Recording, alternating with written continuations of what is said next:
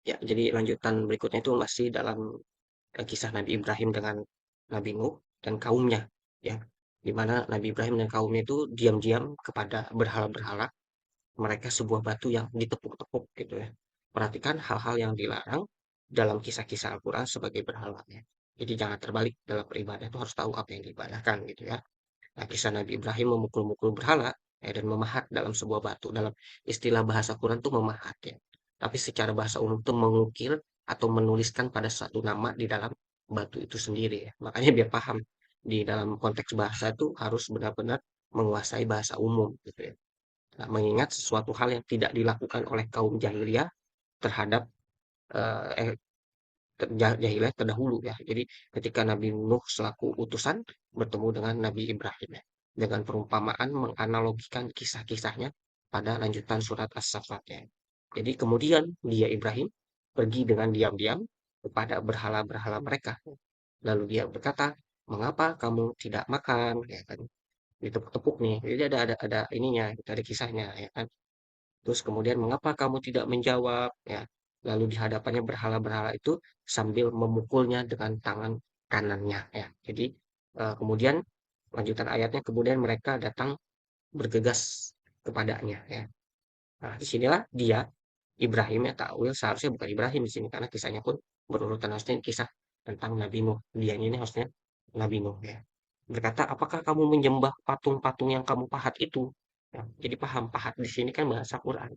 Tapi kalau dalam bahasa umum, ketika saya coba tafsirkan dan memahami sinonim dari bahasa Arab itu kan bisa mengukir atau menuliskan sesuatu pada tempat benda itu sendiri gitu ya. Jadi mengukir sebuah nama gitu ya. Makanya di sini dijelaskan di surat As-Saffat ayat 96, wallahu khalaqakum wa ma ta'malun. Jadi padahal Allah yang menciptakan kamu dan apa yang kamu perbuat itu gitu kan. Menciptakan apa nih? Makanya harus tahu kajian ma'rifat itu ya kan. Kamu tuh diciptakan oleh siapa? Kamu tuh lahir dari siapa? Gitu kan. Jadi biar paham ya. Tapi saya buka dikit-dikit tuh biar memahami ya di situ. Nah, perhatikan video ini yang dilarang dari dalam perbuatan syirik. Jadi yang menyatukan Tuhan dalam beribadah ya. Jadi harus pahami kenapa Islam sini jadi kemunduran, kemerosotan setelah 500 tahun berlalu di mana seharusnya pemahaman kisah-kisah itu lebih dipertajam mengkaji dalam pemahaman tafsirnya gitu ya. Seharusnya ulama pun bisa menjelaskan ya kisah-kisah ini supaya akidah ini tidak berbalik menjadi kesyirikan yang seharusnya tidak dilakukan jamaah saat melakukan haji atau umroh yang dikisahkan dalam cerita Nabi Ibrahim dan kaumnya. Nah, jadi malah menyembah berhala dan patung sehingga berbuat musyrik kepada pelakunya gitu ya. Parahnya lagi nih, kita didoktrin budaya Indonesia ada patung, di dogma, wah patung Indonesia syirik. Padahal tidak ada yang menyembahnya, justru malah terbalik sekarang ini ya kan. Tetapi tidak ada yang menyembahnya malah memperolok budaya Indonesia. Saya sempat membahas kenapa sih leluhur kita itu membuat patung dan bangunan, ya sebenarnya untuk menunjukkan dan mengingat kepada generasi penerusnya bahwasanya peradaban dahulu Indonesia itu bisa secanggih ini gitu. Jadi jangan terbalik gitu.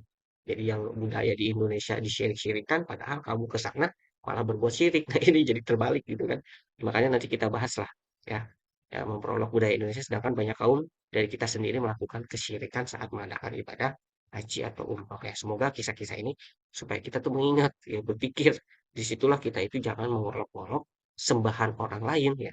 Sedangkan kamu sendiri telah menyembah berhala yang tidak kamu ketahui tentang kisah-kisah Nabi Ibrahim sebelum menjadi hambanya yang soleh ya. Makanya di surat Al-An'am ayat 108 pun dijelaskan, dan janganlah kamu memaki sesembahan yang mereka sembah selain Allah. Gitu ya.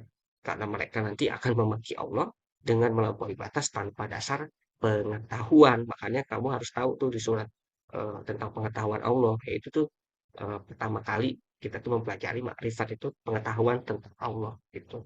Demikianlah kami jadikan setiap umat menganggap baik pekerjaan mereka. Kemudian kepada Tuhan tempat kembali mereka, lalu dia akan memberitahukan kepada mereka apa yang telah mereka kerjakan gitu ya.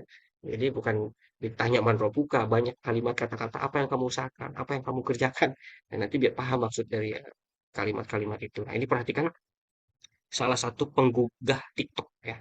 Cat Safi 4462 ya.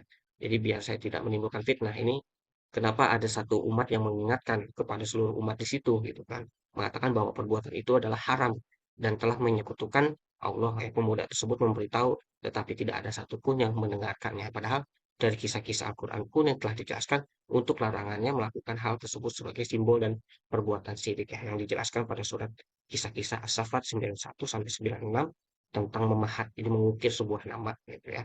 Padahal itu ada perbuatan yang eh, apa tidak disukai ya. Nanti ada ayat lanjutannya. Nah, ini kita This is bahas. Arafah, guys. Look, wallahi, this is haram. Nah, wallahi this is Wallahi, haram. qasam billah, this is haram. Jadi, Astaghfirullah. ya, This is dia udah not ngasih tahu. Quran. You Jadi can ada yang ask tepuk-tepuk, Allah ada yang subhanahu wa mengukir-ngukir. ta'ala. Kisah-kisahnya sama Wallahi, dengan di this is dalam haram. Al-Quran. You write things on here. Wallahi haram. Qasam billah, this is haram. Astaghfirullah, guys. Oke. Stop, please. Stop, please. This is no bait. Haib, wallahi haib. Wallahi Ini shame. adalah aib This ya, is haram. You perbuatan Muslim. dosa You dan ask perbuatan Allah. haram. You ask Allah subhanahu wa ta'ala. This is nothing. This is nothing. Nah, jadi itu mengingatkan gitu, kenapa terjadi seperti ini gitu kan. Mereka menepuk-nepuk sebuah batu, kemudian memahat ada ukiran-ukiran di situ yang disebut. Sebenarnya salah satu berhala, makanya harus paham. Dan harusnya ulama sekarang pun sudah melek dengan kisah-kisah itu dan sudah mulai banyak orang-orang menyadari tentang kisah-kisah Al-Quran ya. Kita lanjut. Nah, itulah kenapa Nabi Muhammad dijalikan oleh sahabat Nabi dan Rasul yang sejaman ya, secara keseluruhan sebagai Rob Azza wa Jalla atau Rob semesta alam atau Tuhan semesta alam ya. Nanti ada kajiannya dari mana sih asal nama Tuhan itu gitu. Di sekian banyak berlainan bahasa, warna kulit yang kita sudah jelaskan tentang kejadian alam semesta, bahwasanya manusia sudah berevolusi dengan beragam macam warna kulit dan berlainan bahasa ya dengan banyak suku, setiap bangsa. Nah, situlah saya mengkaji dan meneliti kata Tuhan ini dari mana ya. Di dalam Al-Quran pun sudah ada dikisahkan, bahkan di hadis pun supaya kita tuh paham dengan bahasamu tuh ya kita mengkaji dan mendalami gitu ya. Nah, pengajaran yang memiliki pengetahuan dan ilmunya segala sesuatu ya. Nah, makanya hal ini pun dikisahkan pada cerita ya, atau kisah Ibrahim pertemuannya ketika Nabi Ibrahim masih menyembah berhala sebuah batu dan mencelakakan ya. Begitu juga saat melempar jumroh nih, maaf. Maka saya bilang nanti ada bahas tentang kisah-kisah haji dan umroh ya. Jadi sebenarnya haji dan umroh, rukun-rukunnya itu sudah ada di dalam Al-Quran dan hadis gitu. Kenapa kisah-kisah itu sekarang tuh nggak dipahami gitu ya. Nah, makanya harus paham. Nah, begitu juga gitu kan. Jumroh ini memperhatikan sebaliknya, tindakan yang tidak disukai perintahnya. Ya, makanya kebenaran itu memang menyakitkan, itulah Al-Quran diturunkan sebagai pembeda antara yang hak dan yang batil gitu daripada kita tidak bisa mengingat kisah-kisah sehingga menjadi orang yang buta, tidak memahami maknanya ya dan lalai dalam peringatan sebelumnya di mana Al-Quran menjelaskan dan di antara mereka ada yang buta huruf, tidak memahami kitab ya, kecuali hanya berangan-angan dan mereka hanya menduga-duga ya surat Al-Baqarah ayat 78 ini tamparan keras buat kita sebenarnya peringatan dan perintahnya gitu. Ini ya jujur sekarang tuh haji itu jadi kayak mainan ya. Padahal perintahnya tuh untuk lebih bertakwa ya. Makanya nanti kita bahas tentang haji dalam kisah-kisah Al-Quran dan hadis ya. Di mana Allah itu lebih menyukai orang-orang bertakwa yaitu membelanjakan hartanya kepada fakir miskin dan menggunakan hartanya itu lebih yang bermanfaat itu ada suratnya ya makanya diurutkan jangan sepenggal-sepenggal dalam memahami Al-Quran gitu ya. Nah, makanya di sini dikisahkan di surat Asy-Syu'ara ayat 69 ya. Watlu alaihim naba'a Ibrahim ya. Jadi bacakanlah kepada mereka kisah Ibrahim ya. Jadi di surat inilah kisah-kisah tentang ketika dia Ibrahim berkata kepada ayahnya dan kaumnya ya, Keterah yang tadi keturunannya, apakah yang kamu sembah gitu kan.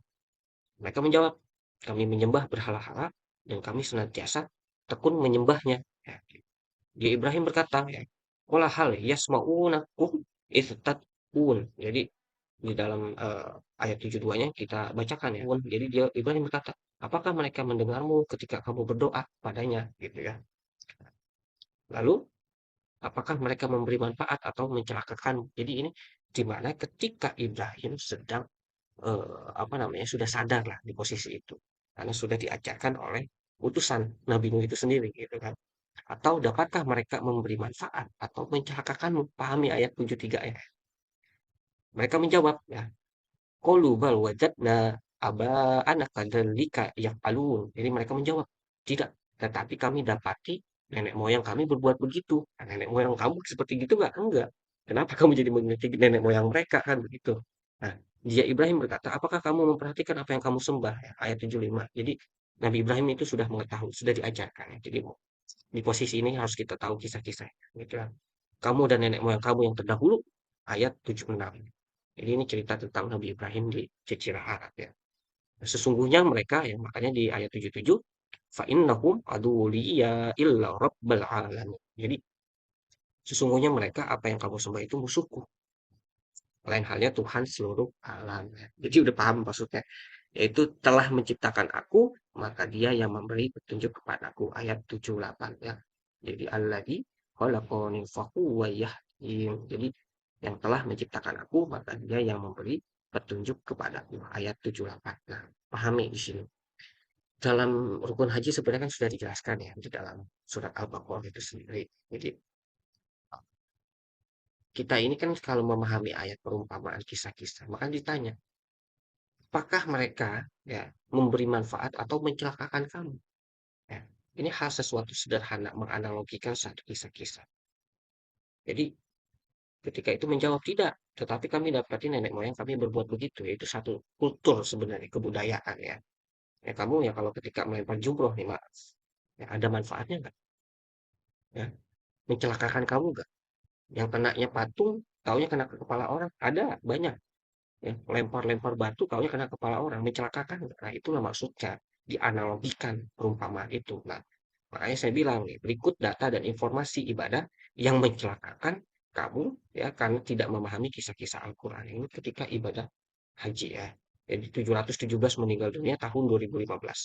Nah, di sumber berbagai informasi ya, saya ngambil di VOA Indonesia. Nah, 200 orang lebih pun meninggal tahun 2023 ya. Padahal sudah dikisahkan di dalam Al-Quran dan hadis tidak mau mendengar dan tidak memahami. Seharusnya yang lebih pahamkan ulama kalian yang sangat berilmu gitu. Kisah-kisah ini kan ditanya apakah ada manfaatnya ataukah mencelakakan kamu gitu. Sedangkan di dalam sumber berita pun ketika melempar jumroh banyak menimbulkan banyak korban. Makanya pentingnya mengendalikan hawa nafsu itu sebenarnya itu sebaik-baiknya takwa dan sebaik-baiknya perintah haji itu sebenarnya adalah membelanjakan harta kepada anak yatim, fakir miskin ya, kemudian menggunakan hartanya itu yang lebih bermanfaat. Jadi sebenarnya ya nggak masalah sih, nggak dilarang karena memang kamu ada perintah juga untuk ibaratnya pergilah kamu untuk jalan-jalan ya, ziarah petilasan yang masalah. Cuma kan hal-hal seperti ini kan jadi kultur budaya yang seharusnya tidak dilakukan padahal sudah dikisahkan ketika Nabi Ibrahim menjadi hambanya yang soleh sudah dididik oleh Nabi Nuh untuk tidak melakukan sesuatu yang tidak ada manfaatnya dan mencelakakan kamu ya. Jadi itulah kisah-kisah yang dijelaskan di surat Suara ya ayat 69 sampai 70.